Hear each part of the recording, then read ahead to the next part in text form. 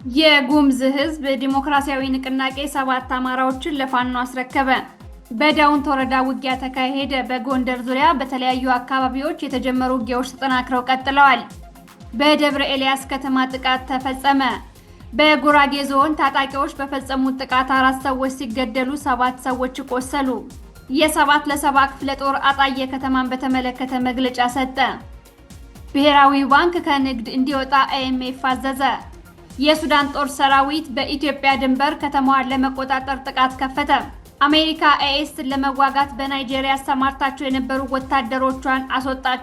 ሰላም ጤና ይስጥልኝ። ከፍሪ ፕሬስ ሚዲያ የዕለቱ ዜናዎች ከዚህ ሰዓት ጀምረው መደመጥ ይጀምራሉ። መልካም ሞላ ነኝ። መልካም ቆይታ። የጉምዝ ህዝብ ዲሞክራሲያዊ ንቅናቄ 7 አማራዎችን ለፋኖ አስረከበ። የጉምዝ ህዝብ ዲሞክራሲያዊ ንቅናቄ ሰኔ 16 ቀን 2018 ዓ.ም ከአገዛዙ መከላከያ ሰራዊት ጋር በቁንቁሮ ዴም በሚባል ቦታ ውጊያ ማካሄዱን አስታውቋል። የንቅናቄው ቃል አቀባይ አጣይብ ለፍሪ ፕሬስ ሚዲያ እንደገለጸው በውጊያው የብልጽግና ኢትዮጵያ መከላከያ ሰራዊት የቀን ስራ ሲሰሩ ያገኛቸውን የአማራ ተወላጆች እንደ ምሽግ በመጠቀምና ከፊት በማሰለፍ በማያውቁት ውጊያ ተሳታፊ አድርጓቸዋል።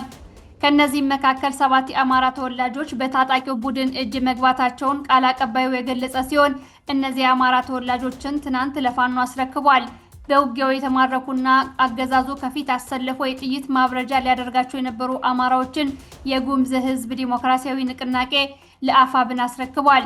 ይህንንም ፍሪ ፕሬስ በፎቶ የታገዘ ማስረጃ ደርሶታል። ንቅናቄው ከዚህ በፊት ታግተው የነበሩ የአማራ ሴቶችን አርበኛ ዘመነ ካሴ በተገኘበት ማስረከቡ ይታወሳል። በዳውንት ወረዳ ውጊያ ተካሄደ። አፋብን ወሎ ቤት አማራ ሚኒሊክ እዝ 106ኛ ኮር 31ኛ ክፍለ ጦር በዳውንት ወረዳ ከአገዛዙ ኃይሎች ጋር ከባድ ውጊያ ማድረጉን እዙ አስታውቋል። ከጠዋቱ 12 ሰዓት እስከ ምሽት የዘለቀው በታች ዳውንት ምድር በተካሄደ ውጊያ የብልጽግና ወታደር ክፉኛ መጎዳቱን የደረሰን መረጃ ያሳያል። ውጊያው የተደረገው በትናንትናው ዕለት ነው። በተያያዘ ዜና በዳውንት ወረዳ በጤና ጣቢያ ላይ ጥቃት ተፈጸመ። ጤና ጣቢያ ውስጥ የገቡ የመከላከያ ሰራዊት አባላት ለመውለድ የገቡ እናቶች ላይ ጥቃት ፈጽመዋል። ወንድ ከወለዳችሁ ሲያድግ ፋኖ ይሆናል እያሉ የነበሩ የአገዛዙ ወታደሮች የወለዱና ለመውለድ ምጥ ላይ የነበሩ እናቶችን ድብደባና ማሰቃየት ፈጽመውባቸዋል ሲሉ የዓይን እማኞች ለፍሪ ፕሬስ ገልጸዋል። በተጨማሪም በመንገድ ላይ ዘረፋ ፈጽመው ወደ ኩርባ ከተማ ተመልሰዋል። ወደ ሌሎች መረጃዎች ስናልፍ በጎንደር ዙሪያ በተለያዩ አካባቢዎች የተጀመሩ ውጊያዎች ተጠናክረው ቀጥለዋል። አፋብን ጎንደር ጠቅላይ ግዛት ቴዎድሮስ እዝ የዳግማዊ ቴዎድሮስ 5ኛ ኮር የጥቁር አንበሳ ክፍለ ጦር በ5 አቅጣጫዎች ወደ ቀጠናው ከገባው ከአገዛዙ ኃይል ጋር ትንቅንቅ እያደረገ መሆኑን አስታውቋል። ከደጎማ ከማክሰኝትና ከእንፍራንዝ ወታደራዊ ካምፖች የተንቀሳቀሱት የአገዛዙ ኃይሎች በፋኖች ላይ ጥቃት ከፍተዋል። ጥቃቱን ተከትሎ የተቀሰቀሰው ውጊያ በድንዛዝ፣ በደንገል፣ በዳስ ማርያም፣ በሀብቶየና በእንፍራንዝ ግንባሮች ተደርጓል። በአርበኛ ሀብቴና በአርበኛ ልባርግ ሙላት የተመራው የፋኖ ኃይል የአገዛዙን ኃይል መምታቱን ቃል አቀባዩ ገልጾልናል።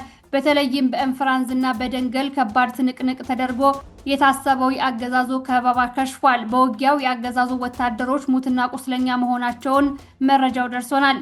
በተመሳሳይ ቀጠና በሌላ አውደ ውጊያ የጉና ክፍለ ጦር መቅደላ አምባ ብርጌድ ከደብረ ታቦር ከተማ ተነስቶ ወደ ጋሳኝ ከተማ ሲንቀሳቀስ ከነበረው የአገዛዙ ኃይል ጋር ውጊያ አድርጓል። የአገዛዙ መከላከያ ሰራዊት ህሩይ አባረጋይ፣ አርሴማና ዋዶ በሚባሉ ቦታዎች ከፋኖ ኃይሎች ጋር ውጊያ አድርጓል። በውጊያው በሜካናይዝድ ኃይል ታጅቦ ጥቃት የከፈተው የአገዛዙ ኃይል በፋኖች ከፍተኛ ጉዳት እንደደረሰበት ታውቋል። በደብረ ኤልያስ ከተማ ጥቃት ተፈጸመ። የአፋብን ቴዎድሮስ እዝ የቀስተ ደመና ብርጌድ አካል የሆነው የደብረ ኤልያስ ቀስተ ደመና ሻለቃ ትናንት ሰኔ 27 2018 ዓ.ም ከሌሊቱ 10 ሰዓት በአገዛዙ ኃይሎች ጥቃት መፈጸሙን አስታውቋል። ጥቃቱ ያነጣጠረው በአካባቢው በነበሩ የአድማ ብተና የፓራ ኮማንዶና የፖሊስ አባላት ላይ ሲሆን ከነዚህ መካከል 11 መሞታቸው ታውቋል። 10 ቁስለኛ መሆናቸውን መረጃዎች ጠቁመዋል።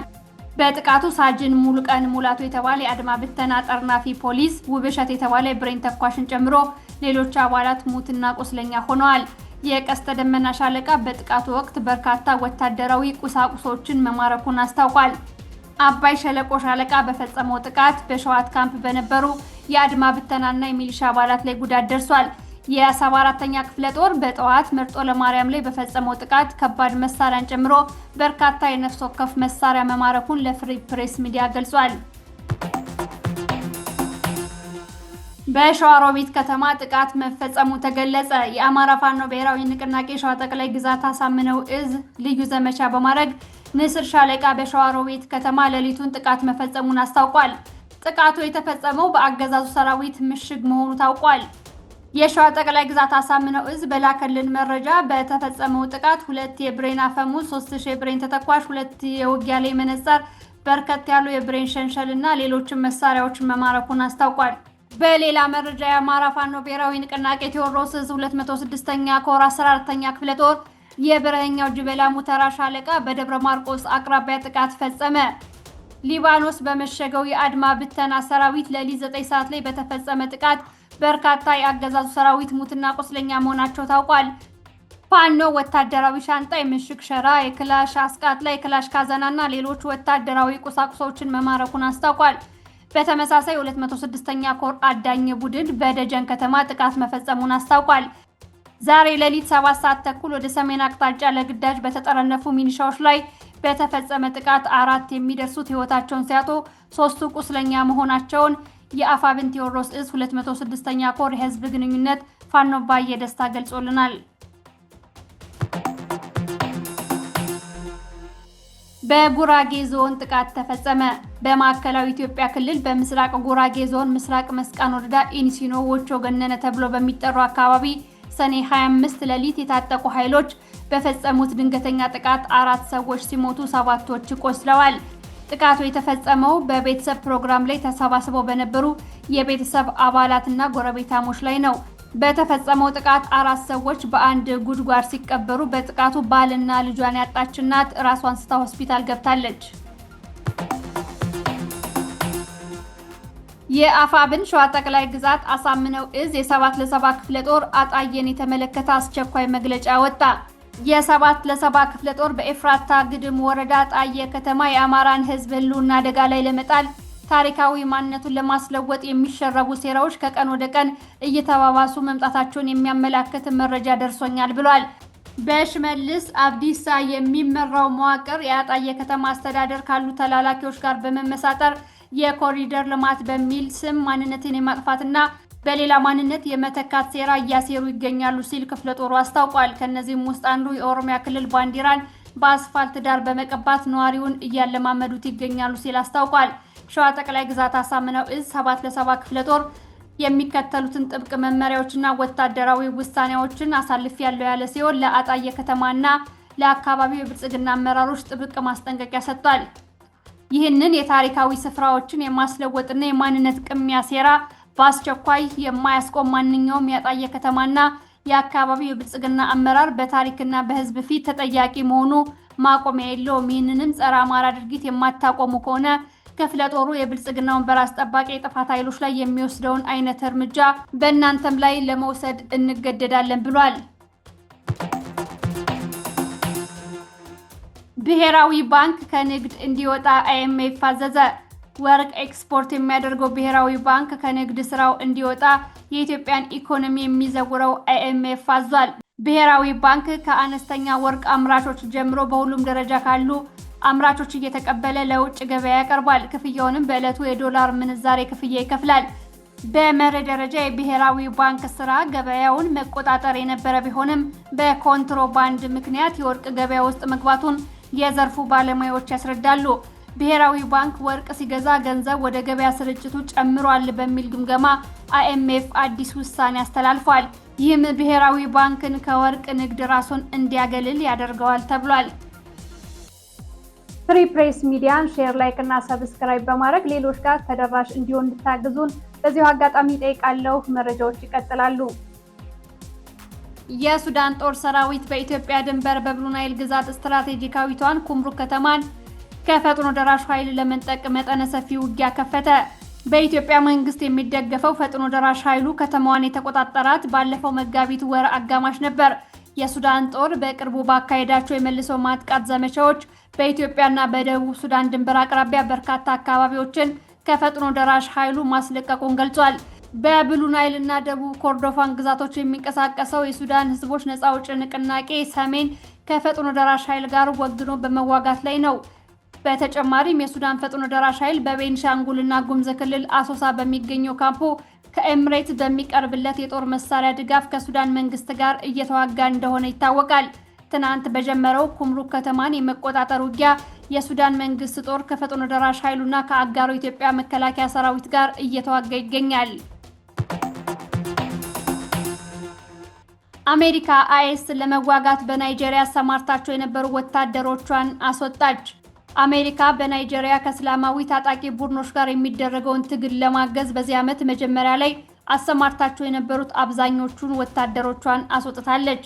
የአሜሪካና የናይጄሪያ ኃይሎች ታህሳስ ወር ላይ በቻድ ሐይቅ ተፋሰስ አካባቢ የጋራ ዘመቻ ከፍተው የነበረ ሲሆን በታህሳስ ወር በታጣቂዎች ላይ ጥቃት ፈጽመዋል። ከሁለት ወራት በኋላ ደግሞ በአካባቢው ወደ 200 ወታደሮችን አሰማርተዋል። በዚህ ለወራት በቆየ ተልዕኮም የእስላማዊ ታጣቂ ቡድኑ ከፍተኛ መሪ አቡል ቢላል አልሚኑክ ተገድለዋል። አሜሪካ ሐሙስ ዕለት አብዛኛዎቹን ወታደሮቿን ማስወጣቷን በገለጸችበት መግለጫ ዘመቻው ውጤታማ እንደነበር ገልጻለች። በሌላ ዜና አሜሪካና ኢራን የአያቶላ ኻሜኒ ቀብር እስከሚጠናቀቅ ድረስ ከድርድር እረፍት መውሰዳቸውን ፕሬዝዳንት ትራምፕ ተናገሩ። ትራምፕ ዋሽንግተን ከቴህራን ጋር የምታደርገውን ድርድር እየተካሄደ ያልሆነው ሁለቱ ሀገራት የቀድሞው የኢራን ጠቅላይ መሪ አያቶላ አሊ ኻሜኒ ቀብር ስነስርዓት እስከሚጠናቀቅ ድረስ እረፍት ለመውሰድ በመወሰናቸው መሆኑን ለአክሲዮስ መናገራቸውን ቢቢሲ ዘግቧል። ትራምፕ በኻሜኒ ቀብር ስነስርዓት ላይ የተወሰኑ ኢራናውያን ሲያለቅሱ በመመልከታቸው እንደተገረሙ ከአሜሪካው የዜና ምንጭ ጋር ባደረጉት የስልክ ቃለ ምልልስ ገልጸዋል። ህዝቡ የቀድሞውን ጠቅላይ መሪ ይጠላቸዋል ብለው ያስቡ እንደነበር የተናገሩት ትራምፕ ምናልባት የውሸት እንባ ሊሆን ይችላል ማለታቸው መነጋገሪያ ሆኗል። የአያቶላ አሊ ኻሜኒ አስክሬን በታላቁ ሞሳላ መስጊድ ውስጥ ያረፈ ሲሆን ግብአተ መሬቱ የሚፈጸመው ሐሙስ ዕለት በትውልድ ከተማቸው ማሻድ ውስጥ ነው። በቀጣዮቹ ቀናት ኢራንና ኢራቅ ውስጥ በሚካሄድ የቀብር ስነ ስርዓት ከ15 እስከ 20 ሚሊዮን ሰዎች ይገኛሉ ተብሎ ይጠበቃል። ዘገባው የቢቢሲ ነው።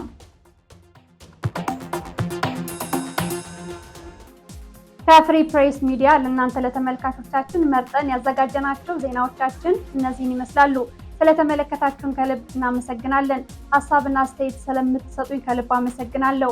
በዋትስአፕ እንዲሁም በኮሜንት መስጫው ስለምታበረታቱኝ ዘወትር ድጋፍ ስለምትሆኑኝ ከልብ አመሰግናለሁ። የእናንተ ድጋፍ ለኔ ትልቅ ሞራል ነውና አሁንም እንድትቀጥሉ በአክብሮት ጠይቃለሁ። መልካም ሞላ ከፍሪ ፕሬስ ሚዲያ ነበርኩኝ። ጤና ይስጥልኝ።